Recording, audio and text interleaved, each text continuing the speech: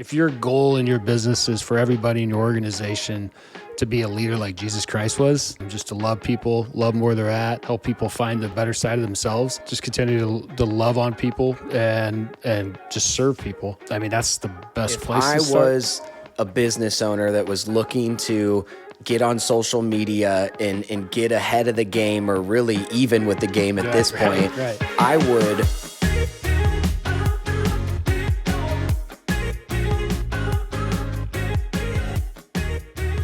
We are back again on the second official episode of the Traditions and Trends podcast. TNT. My name is Luke Relfs, the marketing director here at Oracle Insurance, and I got my man Will Stephanie, the CEO. Man?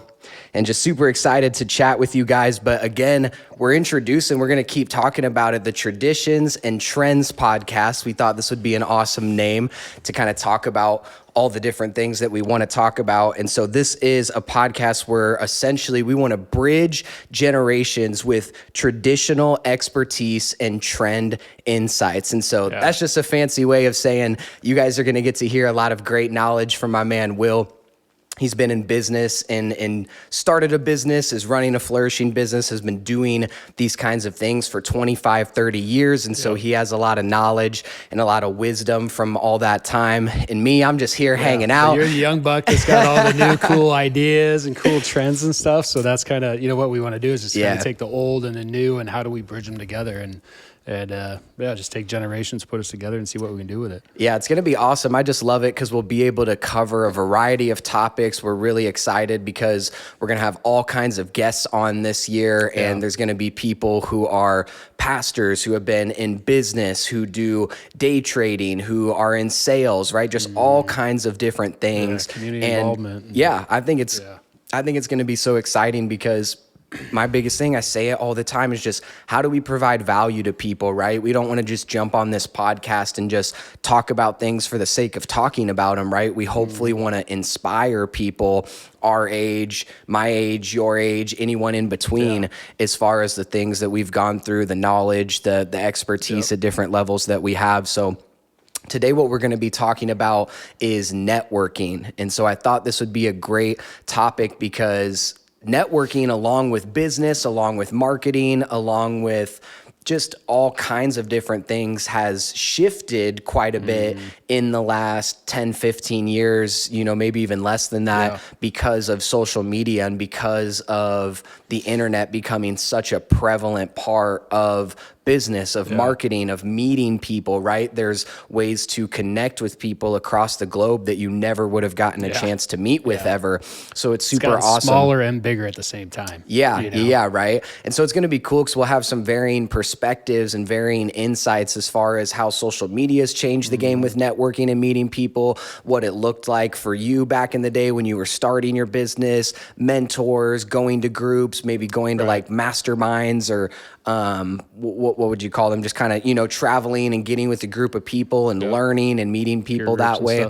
Yeah, right. So I thought it would be great if there's any story off the top of your head, man, like what does networking mean to you? How did networking play a part in your career early on when you were just starting?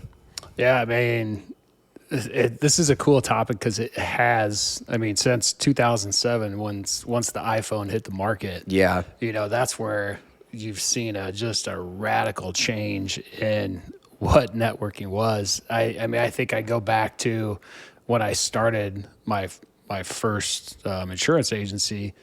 Networking then was, because this is the same time like the do not call solicitation list was coming out. So that's it doesn't seem like that long ago, but it was a long time ago. But because we used to open up when we started, man, you just opened up a phone book and started dialing and calling people and say, hey, can I offer you this, this service? And, they'd hang up on you or maybe get them on the hook for a little bit and then get a chance to, get your pitch in there and maybe they take the bait. But, that was, in early 2000, and then that changed, and then it's, what we started with back in the day was those things, knocking on doors, going to the neighborhood, putting the hanger on their doorknob, picking up the phone book and just start dialing people. And then, and then there's the old classic things of getting in a networking group, tips group, peer group, whatever it may be, and just start building relationships with face-to-face, just grabbing coffee, maybe hitting a happy hour with a group of people, and just start developing those relationships to where, hey, so you come across somebody that is in and looking for a service and, oh, I got a guy, and go through it that way. And then, that was kind of the things that we started with, and then just the good old fashioned, hey, I helped you out. Anybody else that could use the same service, just the referral networks. But it was different. It was where we were doing more face-to-face selling to clients, or if you're in the B2B world, you're face-to-face with another business owner.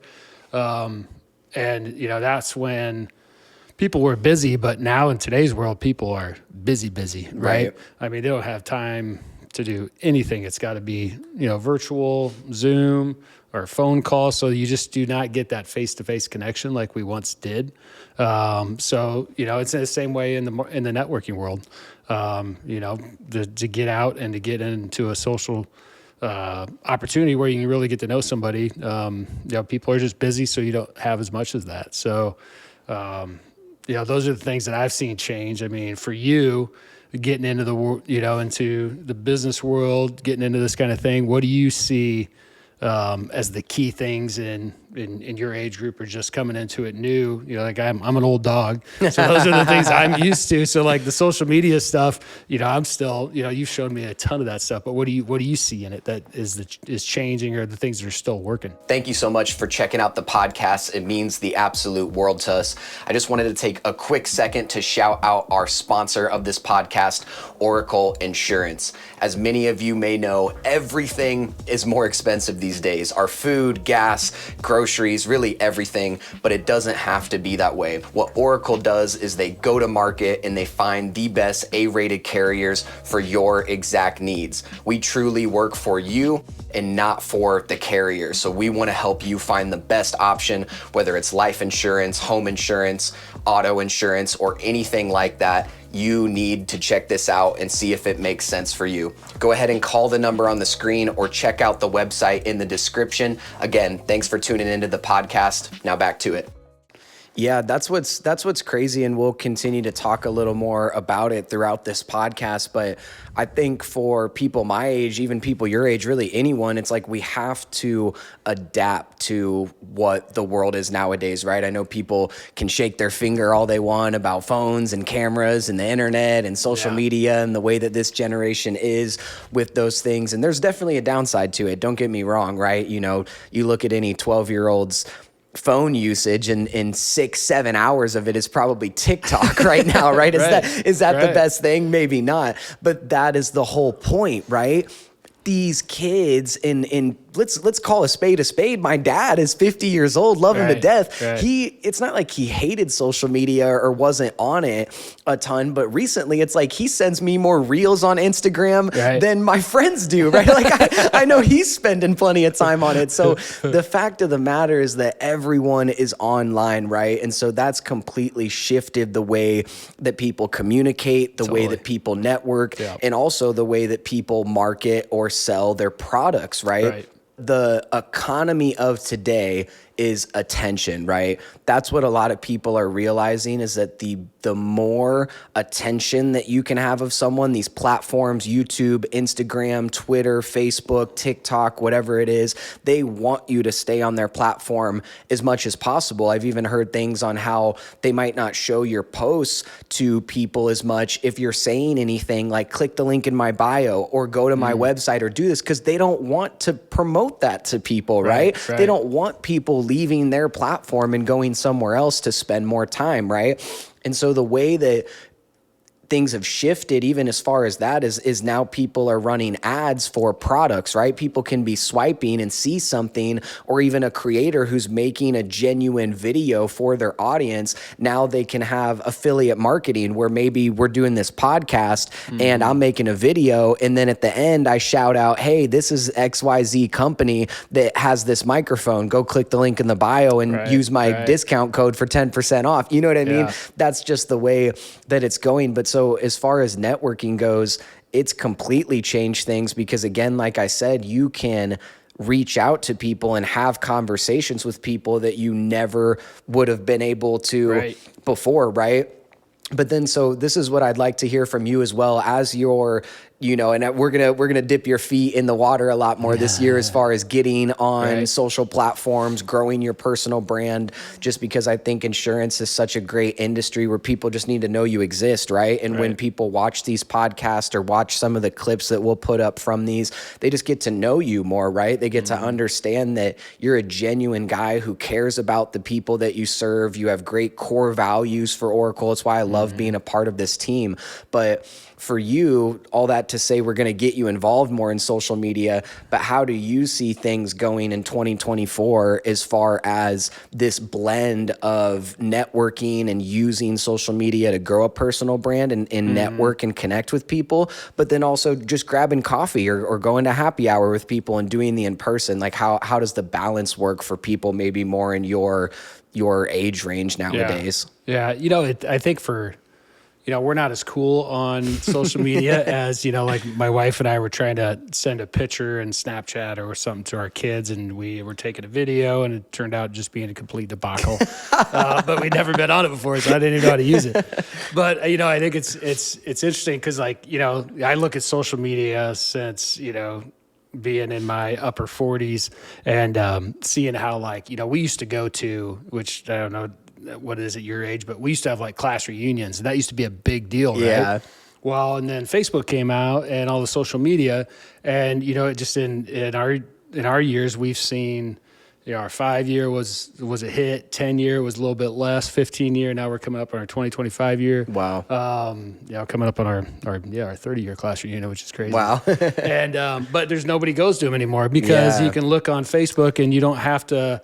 I'm already caught up on what old Tommy Smith's been doing, because I've seen his last 10 years on social media. I think that's one thing, being older, coming into it, the social media aspect. I love this as, using this as a platform just to share experiences, to help other people grow in it from different age groups. That's why I love doing this with you.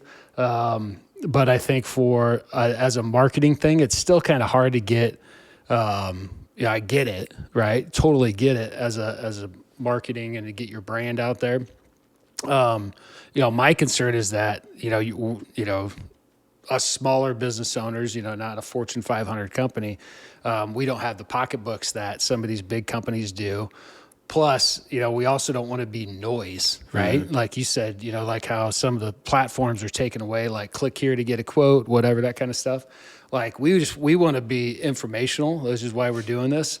We don't want to be noise to people where they start dismissing us or hiding us, because everybody's got a platform that you get on and the same ad just keep popping up. And it's like, okay, after a while, you're not paying attention to it, but how can you build value into somebody just getting a 20-second click of this and getting some idea what it is and then moving on and clicking this, watch more of it. But I think that's where, this is such a great platform to get people to recognize who you are and what you stand for. And then hopefully that leads to relationship of, hey, let's grab a cup of coffee and see how we can help, or just get to know you more, whether it's just a peer group type thing of other business owners that you want to get to learn from. So there's a lot of different ways, even for, if you're looking for staffing opportunities, somebody could get to know your company a little bit better just by some of the social media that you put out there. But really, you still got to sit down and get face-to-face with people and build that relationship. So that's how I see, trying to adapt into this stuff. That's where it's been huge to have somebody like you on our team that I can go to and be like, Luke, what's cool? What's the new stuff? What do you use Snapchat for? So, I mean, that's where I always spin it back to you and say, man, how do you see this, an old school type business morphing into this new modern era of networking? Yeah. So that's what's so interesting is I think that in a way there's maybe formulas you can follow. You can look at what other people are doing and take tidbits from it, but you really have to understand your business, your niche, your industry, and your service or your product, right? You can't, we're not going to market the same or put ourselves out there the same as Coca-Cola is, or whatever. Not even because of the money deal or because of the scale difference of the company, but you just have to understand what you're providing for people, right? Yeah. And it's interesting because we had chatted with a marketing agency that was insurance specific, and I'm actually reading their book. They're probably just helping. What they're really doing is helping sell themselves by providing value to me, just understanding, right? But I'm like, hey, I want to get more of an idea of what it really means to market for an insurance company and what the ins and outs of some of these things are. And what I love is that it genuinely is such a big part of relationships, right? That's why we have a pretty phenomenal retention rate when I believe what it was saying, the average is like 87% or something like that. And ours is in the 90s, right? Like the mid 90s there. And that's what I love is that you need to understand what industry you're serving, what product you're selling, what's going on. And so at least for insurance, a big part of it is relationships, right? Really for anything. I heard this statistic. I don't remember, but I know it's a study. I've heard people reference it. I need to figure out who did it, what company or what guy did it. But there's a statistic out there that people need to spend around 7 hours with you to trust you, right? And then I've also heard some good things about people. One, if they're going to buy from you, they need to trust you.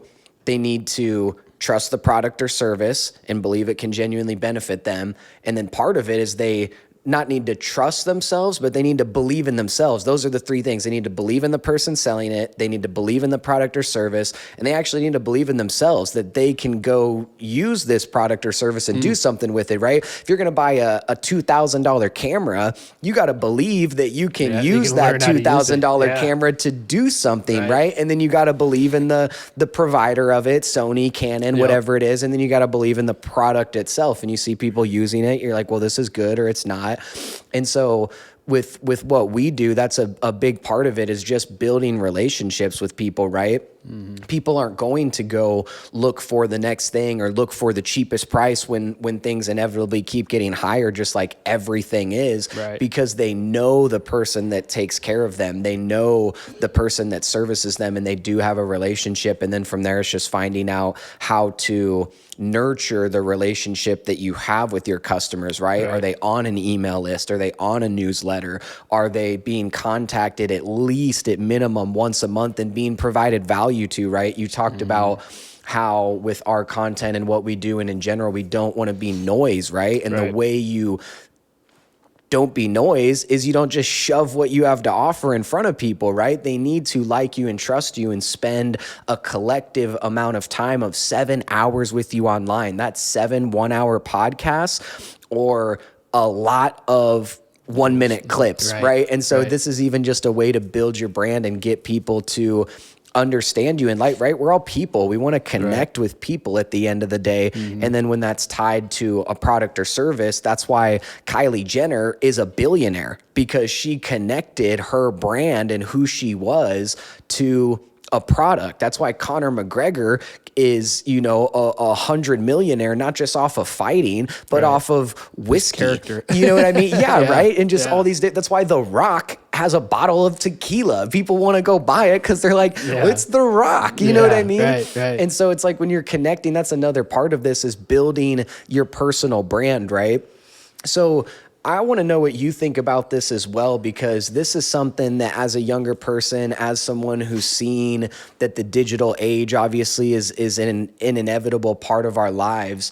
How do you think we balance as believers, right? How do you think we balance building our personal brand to genuinely serve people and help people and provide a great product or service versus also sharing Christ with people? Sometimes I feel a little weird about building my personal brand, because am I going to die one day and be so ecstatic that I had hundreds of thousands or millions of followers and my personal brand is well known for maybe a couple decades or a couple years after I'm gone? Like, that's not going to matter. So as someone that's lived more life, but you've really only been a believer, like you talked about on our last podcast, for a couple years, how do you see the balance of building a personal brand to genuinely serve your potential clients better, but also pointing it back to him and not really being so concerned with that?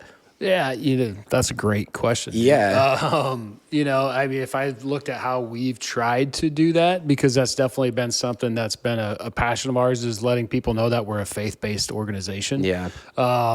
First of all is just, living out your core values. Ours are, fellowship focused. We really want to get to know people, unified team. We want to work together as a team to lift people up, so that we can serve our clients better, be the light in the community, and to lead by how you live. So, I think if you're trying to make your business, if your goal in your business is for everybody in your organization to be a leader like Jesus Christ was, just to love people, love them where they're at, help people find the better side of themselves, and just continue to love on people and just serve people. I mean, that's the best place to start. And if, without having to be in people's face of, hey, do you know Jesus? What's your life doing? But just, I mean, taking a business and trying to stay on those core values of, I mean, there's one bad side of social media is there's a lot of darkness on it too, right? So if we can create content that's going to be light, if our organization can, our main thing in our organization is be the calm in people's storm, because we don't know what they're going through. So we want to make sure that, hey, we calm people down just like Jesus did in the boat with the disciples. If we can, as an organization, do all that, if the content we're putting out can do all that to where people feel something special in it, and if that through us, talking about Jesus in the content, if that leads them towards that, and then that's our mission, hey, that works.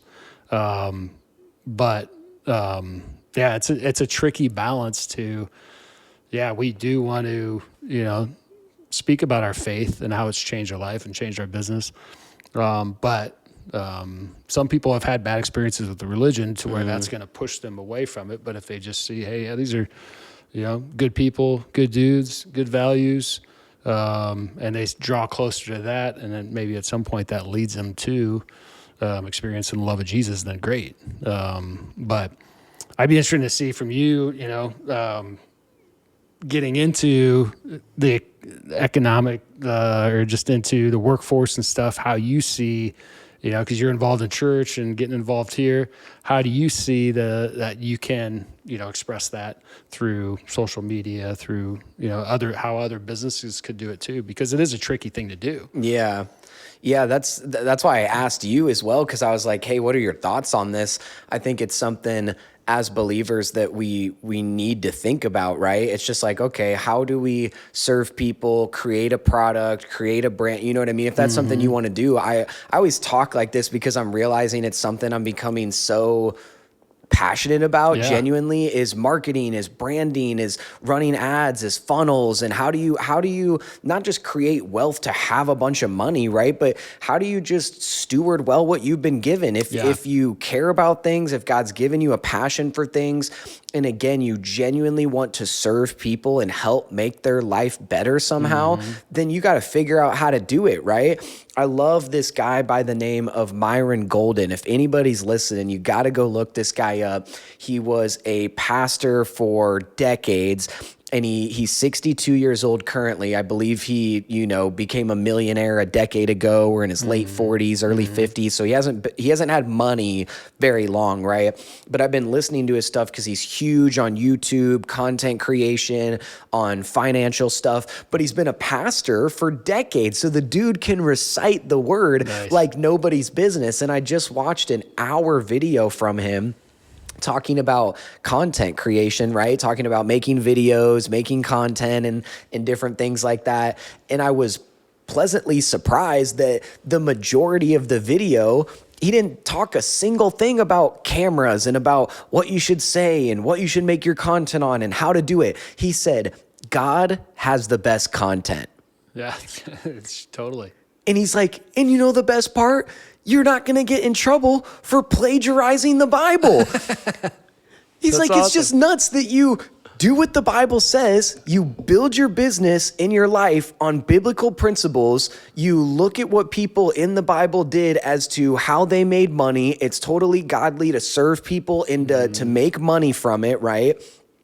His whole business model is King Solomon. He said King Solomon was the first person who had a coaching business, and he was smart enough that he actually made people pay him for it. And not only did people pay him for it, they paid him every single year for it. There were kings and queens and people from all these different lands who would come to be taught by him, right? Because God had given him all this wisdom. Backstory for someone who doesn't know, God essentially came to King Solomon, was like, what do you want? He was just about to become king, if I'm not mistaken. And he was like, I don't want money. I don't want riches. I don't want fame. I'm about to lead your people, God. I just want wisdom, right? I just want to be able to lead your people well. And God said, bingo, buddy, I'll give you wisdom and I'll give you all of the other things that you didn't ask for. So he was like Jeff Bezos on steroids, like times a million. You can't understand how much wealth this guy had at the time, right? And it's just amazing because that's where Myron gets, he's a coach. He charges very highly for his hourly service or his day rate. At this point, I think he charges $1 million to spend a day with him, right?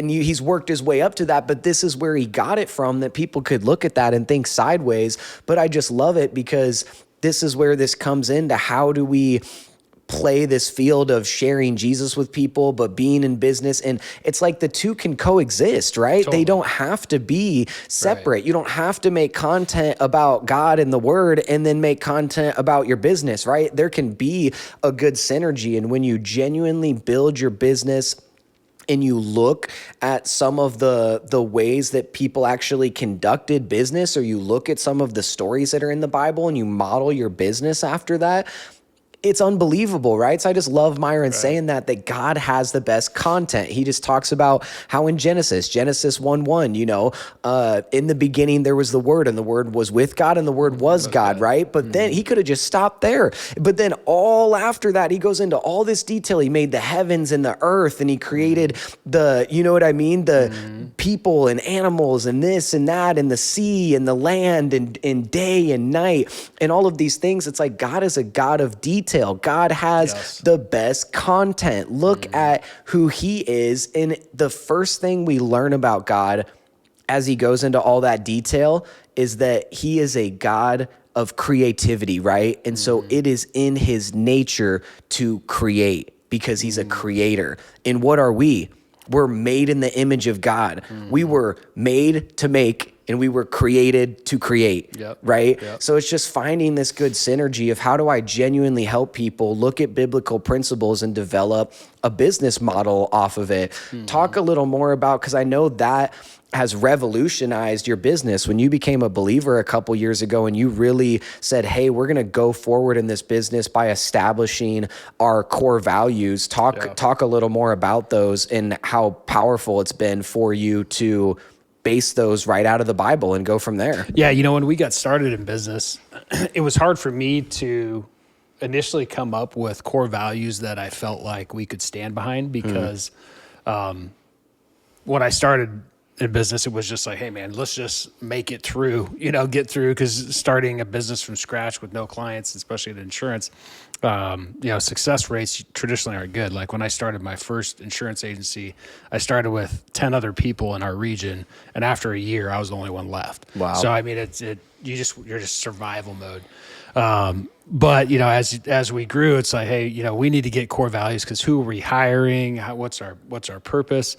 And this was before I knew Jesus. And once I did finally give my life to Jesus, I had a guy pray over me at church on, just really finding clear vision and core values in our business.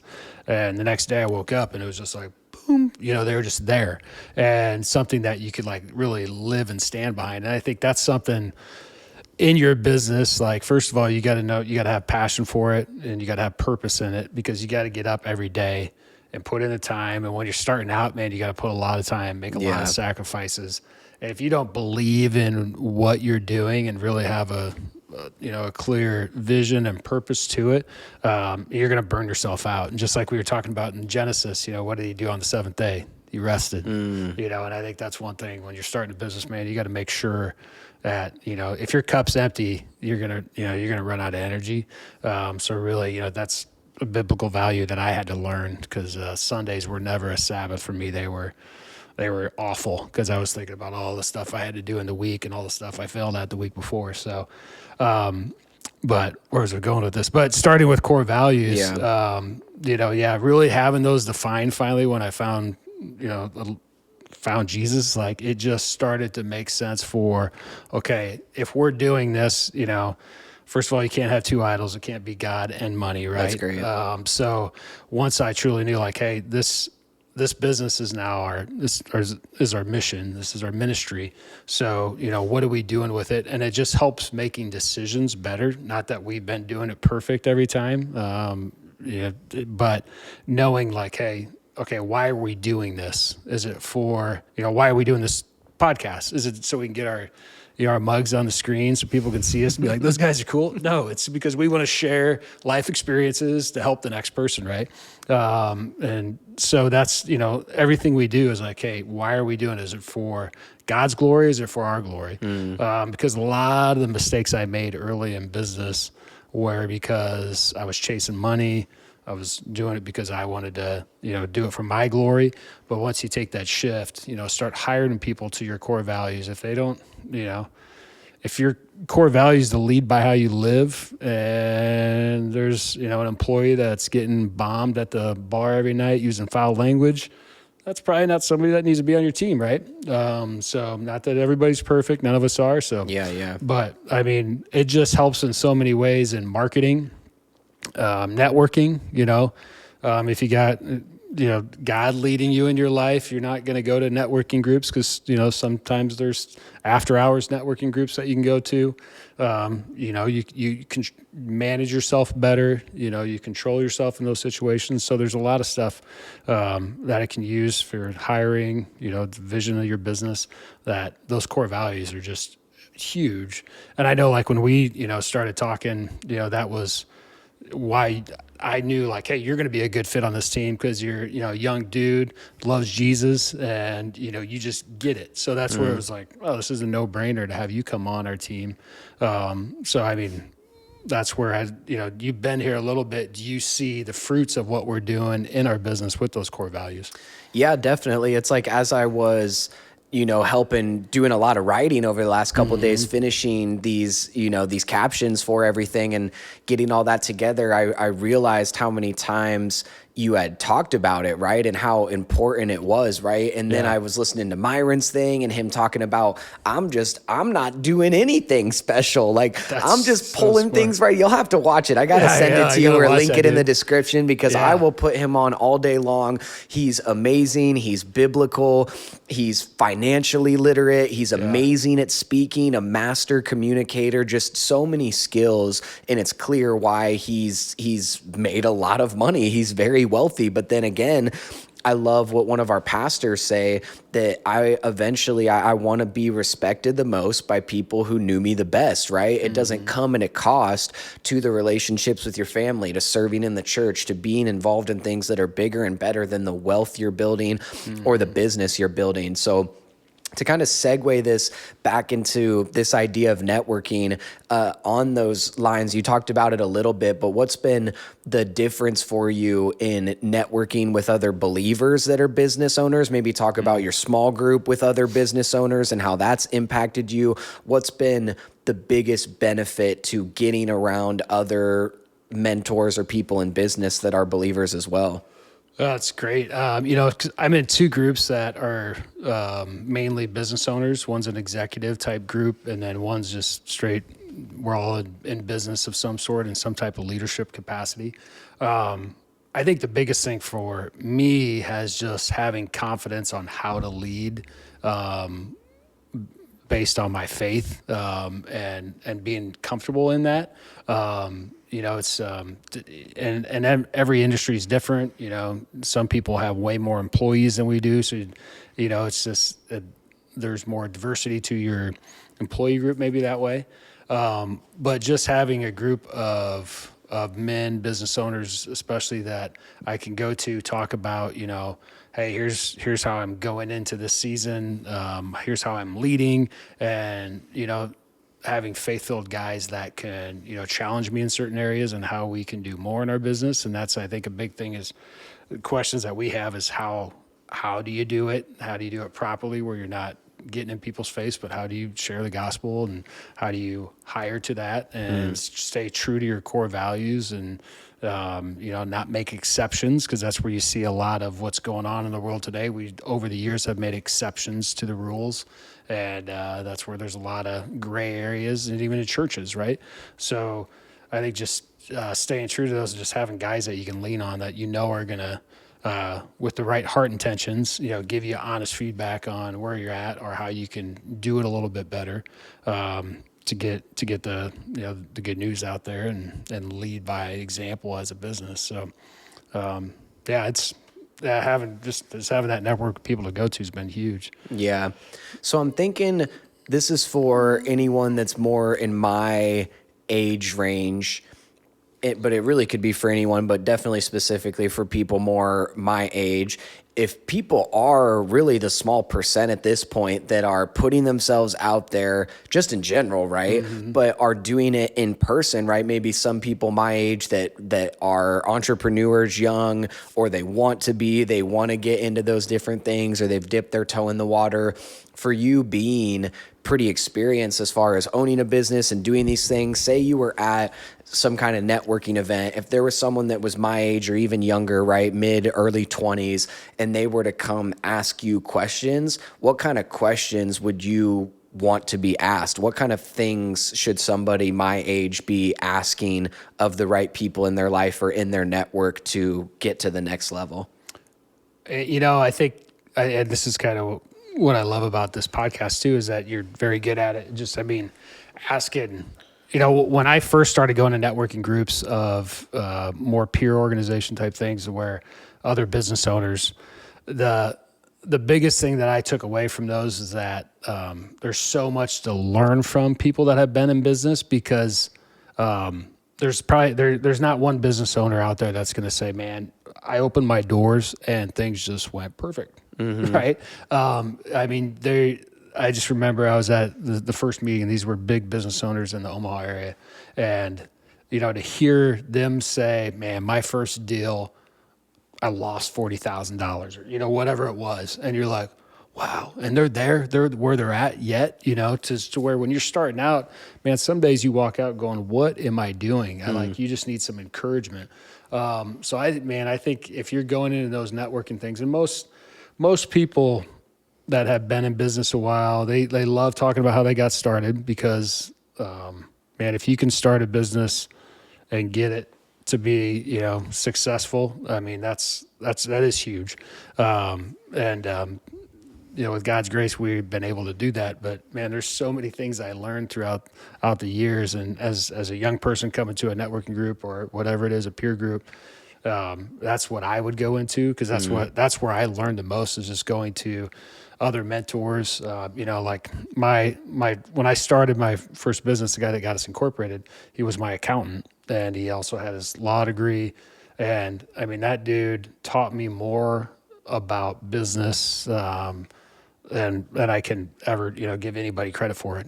Just on the accounting side, man, when I just needed somebody to call and be like, man, I had this go on today, and just to have him give me some hope and like, hey, yep, I've had that happen to me. So having that older mentor, if you're getting into business, whether, even if you're in sales, have the old sales guy, mentor you on things, just to have that person be like, hey, I've been there, you'll make it through it. Here's what you got to take from it, learn from it, and that's, I think the biggest thing is just learn from those mistakes, learn from those around you, have a guy that can walk you through some of that stuff so you can avoid some of the missteps, because it'll happen. So I think just having that mentor group to go to is huge. Because you're just going to learn so much from others, right? So, yeah.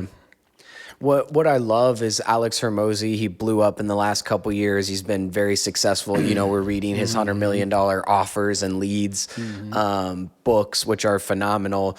But I remember him saying something, and I'm sure other people have said something similar, but I love what he says about how if you are young, if you just graduated from college or different things and you're looking to get your first time, you know, your first full-time job in some kind of industry, he said, I would recommend that you work at a smaller company or you take a potential pay cut. If there's some company you could work at and you could make $60,000, $70,000 right out the gate, or you're going to make 40 or 50 somewhere else, but where you're getting paid more is a bigger company versus where you're getting paid less is a smaller company. And you can learn from the CEO, you can learn from the top sales guy, you can learn from the person who's in marketing, depending on how big it is. He said that experience is invaluable compared to getting paid a couple $1,000s more, because you're essentially, no offense, replaceable. And if you work for some company, there's 1,000 people, they could hire the same person who does what you do at an entry level tomorrow. And you never met the CEO, you never learned from anyone. Maybe you develop some skills at your voice in it. At your job. But that's what I love is, for me, that was a big part of doing this. One, me and you connected super well and just hit it off. We knew of each other through church for years, but that was another part of it for me. I was like, I don't even know what I should be getting paid. I don't really know what to say. I wasn't going to come in and be like, I need X amount of money every month. I was just like, I'm just happy to be here to do this. Right. Like I tell you, hopefully often enough, like I love doing this, right? I love learning. It's shifted me in a good way to learn about marketing, funnels, ads, communication, doing this podcast, cameras, lighting, just the whole nine, right? Yeah. And I love it. And so I think the experience that you can gain is invaluable. So again, if you're a young person, I would encourage you to find a gig where you can learn and be in close proximity to the CEO, a top salesperson, whoever it is, right? And learn those things rather than get paid a little more and essentially be expendable, right? You're not going to learn as much when you can't be in close proximity to the people that have been there, done that. I've said it and I'll say it again. It's about to become a motto for me as far as business learning goes, is just get around someone who's been doing whatever they've been doing for as long or longer than you've been alive. You find I'm 24, you find someone who's been in business or been communicating or been marketing or been doing video or content creation. In a way, it's shifted a lot over the years, but has been doing anything along those lines for 15, 20, 25, 30 years. You are going to go from zero to hero. You're going to be able to learn so much, and then you got to really implement it, right? Is the other part about it. I love something I'm big into is mixing music, right? I love helping people record their music, and it's definitely an art. I love doing it, but it takes a lot of skill and a lot of, you know what I mean? It's kind of the people that no one knows about. You hear your favorite songs, you're like, oh, that sounds amazing. It did not sound like that when they first produced it and sang on it. I'm sure the people are great singers, great instrument players, and it sounded good, but the people who take it to the next level and get it to where you hear it on Spotify or the radio, there's a lot that goes on in that process.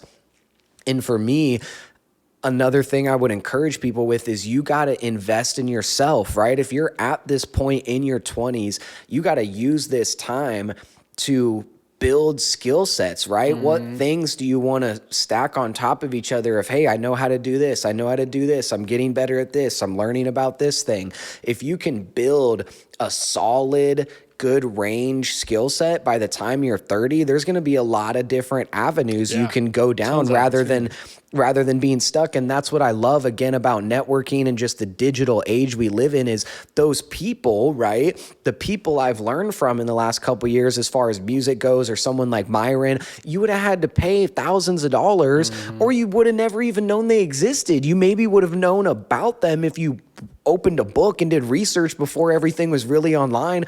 But there's no chance, unless you got super lucky, you'd be able to pull up to the studio and watch them mix or go to a seminar from one of these people, unless you were paying a bunch of money. And now for a fraction of the cost, you can get in rooms virtually with these people. They have courses, they have different things. They're making money off of it. It's just a win-win for everybody. So that's another thing as far as networking goes, is like, who can you get around, even virtually?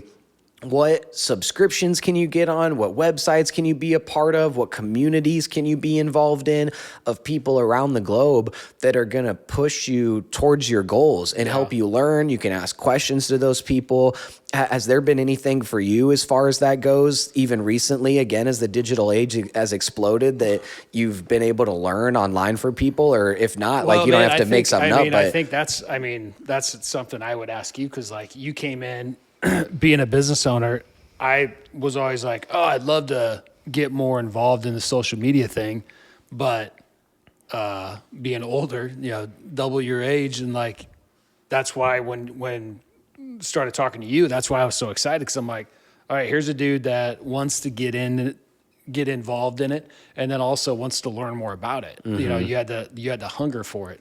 So like, I knew we needed to get more in the game on that, but I knew I wasn't going to do it. And I think that's something that maybe I'd like to hear you talk about, is like, okay, there's a lot of business owners like us, small business owners that are, more tenured. So we don't know all the cool stuff to do. We don't know how to get all the cameras and lights set up, how to mix the music and then cut it all up and all that stuff. So like, where do you see like a business? How does a business get started? Getting involved in it. For us, it was great to find you. Yeah, and you had the hunger to do it, and I was willing to be like, hey, man, let's try it out. Let's figure this thing out. But what would you say to a business owner? Like, how do you get started? What do you got to do to get started to get in this? And what are some things that you got to look out for to make sure you're doing it to fit your culture and your message? Yeah, that's great. If I was a business owner that was looking to get on social media and get ahead of the game, or really even with the game at this point, I would do that. I would find somebody that can come in and can help with it, whether you're going to hire internally or you're going to, put out a monthly retainer to somebody that does it. One of my favorite things to do that I think anybody can benefit from is find who's great at the thing that you want to do or be great at, and do what they do. They're great at what they do for a reason. I'm finding the people that are the best at video, that are the best at YouTube, that are the best at podcasting, that are the best at communicating. And I'm trying to learn as much as possible from those people. So if you're a business owner, and you got to go one of those two routes, right? Because I think a lot of people, and that's where maybe a service or product can come in for those people, is teaching them how to do it. There's a lot of people that have things like that. The guy I've learned a lot of video stuff from has a service called Dialed in a Day, where he'll get you a list of video equipment, you buy it all, and then he charges $15,000 to come out and set up the same stuff that we have set up right now, right? Like but he's been doing this for years. He has a brand, he has a name.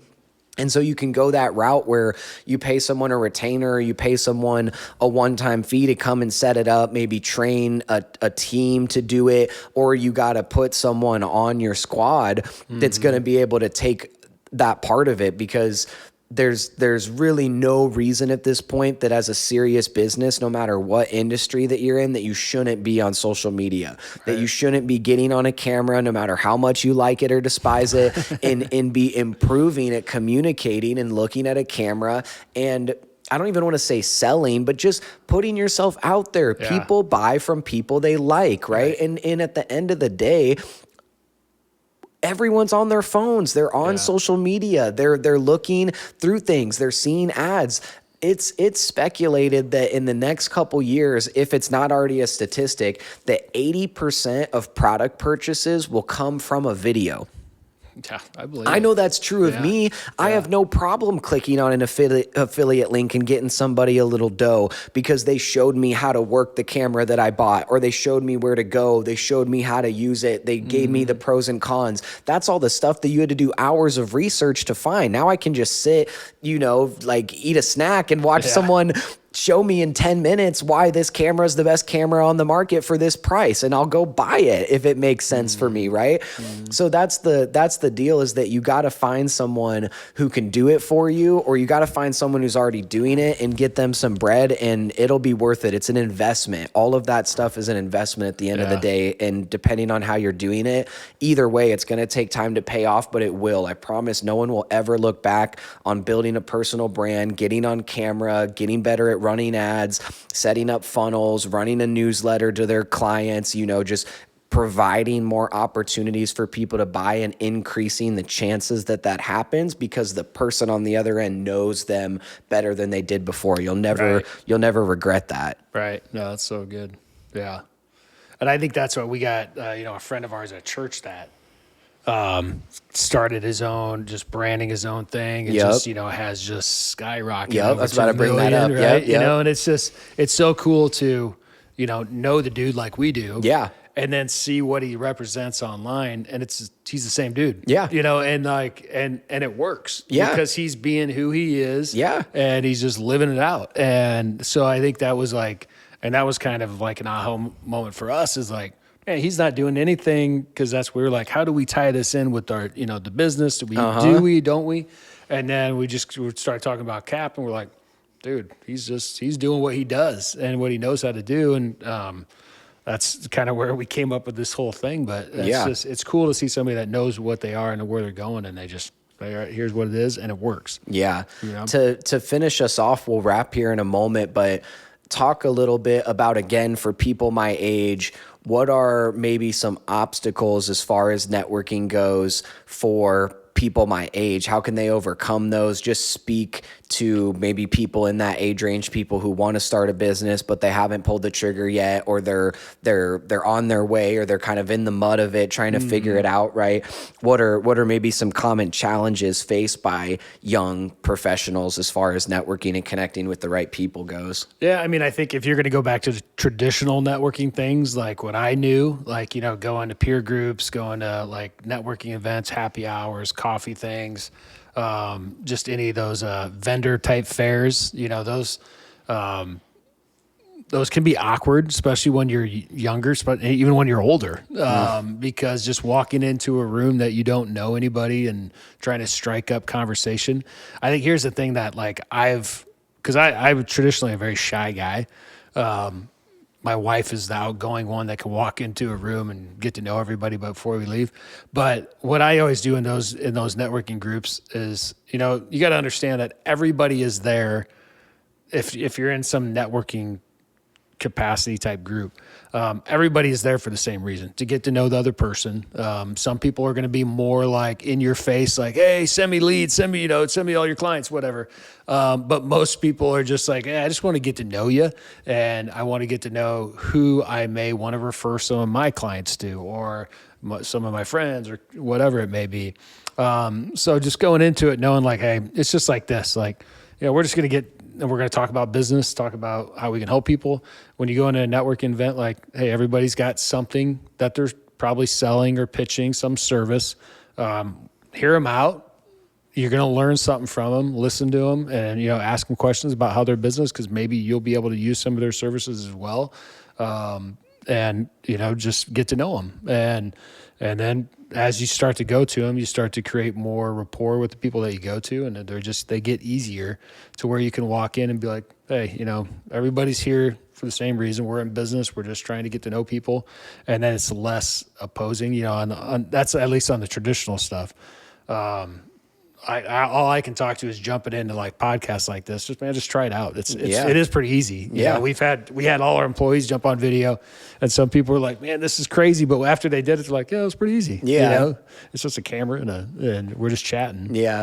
So I don't know. That's that on like the social media side. Like, where do you say people start? Even like for me, that's one question I ask you is like, what are all the platforms now? TikTok, all the Snapchat, LinkedIn. That's an old school one that I never use. And you're like, you're not on there, man? Yeah, that's what's crazy is that even that I've heard of a lot of people doing really well on LinkedIn just because I'm pretty new in the professional workspace, if you will. I've never personally been on LinkedIn a ton, but that's where the kicker was for me, because I remember once I accidentally uploaded one of our videos for Oracle from this podcast on my own LinkedIn, and it did 10 times better than it did on the Oracle page. And I was like, maybe there's something to this, right? Maybe it makes sense if we just provide value to people and again, attach our names and faces to ourselves. Like it is our name and our face. Like it's just, putting yourself out there and providing value to people, making something look good, having it be of quality, even if you're just starting. People always hate that advice, but if you're looking into growing your personal brand or marketing and selling in a way better way nowadays, get online and just start, right? Start making videos, start learning about it, because you have to take that first step. I remember we just talked not long ago when we were talking through strategy on the podcast for this year. And the biggest thing is just decide to start, and then don't stop, right? Yeah. That's the biggest part of it, is if you don't stop, if you're consistent, you have a schedule as to when you upload, when you create, when you script the video, we finally got all these things marked for ourselves. And I'm really looking forward to it, because I think we're going to be more consistent than we've ever been. We're going to be able to provide more value. We're going to grow as we do this every single time. I was also talking about, there are so many skills involved in the networking, the communicating, getting online, having a social presence, and building an online brand. There's just so many things that get honed during that time. You're working different parts of your brain, learning a new skill like getting on camera, you're being able to look back, you're improving your communication skills, you're learning how to write. Writing is so huge for newsletters, for captions, for funnels, for landing pages. The words that you use are still important. People love video, short form, long form, whatever it is, but words are going to be around for forever, right? Words are so powerful, and you got to know how to frame and catch people's attention as far as that goes. So that's a big part of it. So if there's anyone out there, young, old, whatever it is, just get on camera, start building a personal brand, and genuinely seek to serve people and help people out with what you're doing. That's such a big part of it. You can't go wrong when that's the case and you're genuinely seeking to help people. That's really what we're trying to do with this, and excited to have a bunch of other guests on eventually, awesome, and just interview them on their expertise. I think it's great for us to chat about some of the things that we know about, but there's only maybe so much that we can go on talking about that. So it'll be amazing to have some people on here, and I'm looking forward to it. But my man, Will, thank you so much for sitting down and knocking this out. Hopefully you guys got some value. Subscribe, like, comment. Let us know if there's anything else you would like to hear, and follow us on our other pages. Thank you guys for tuning in. Yep. See you guys. Thanks.